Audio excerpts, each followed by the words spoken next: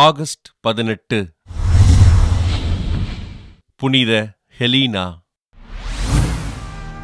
சிறிய ஆசியாவில் உள்ள பித்தினியாவில் வசதி மிகுந்த குடும்பத்தில் கிபி 248ஆம் ஆண்டு பிறந்தார் ஹெலீனா.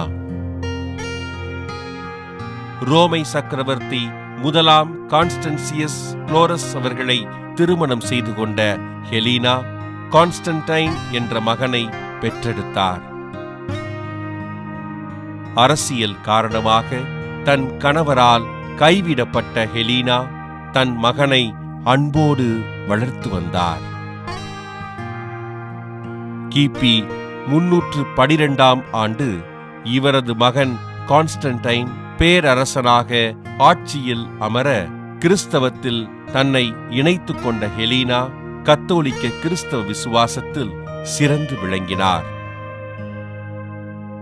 கிறிஸ்தவ விழுமியங்களின்படி தன் வாழ்வினை அமைத்துக் கொண்ட ஹெலீனா ஏழை மக்களுக்கும் கைவிடப்பட்டோருக்கும் உதவிகள் செய்து வாழ்ந்தார்.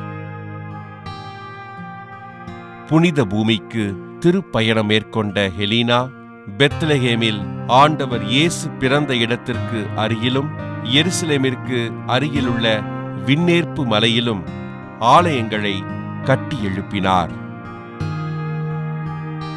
ஆண்டவர் இயேசு கிறிஸ்து சுமந்த திருச்சிலுவையினை கண்டுபிடித்து உலகிற்கு அறிமுகப்படுத்திய ஹெலீனா கிபி 330ஆம் ஆண்டு விண்ணகம் சென்றார்.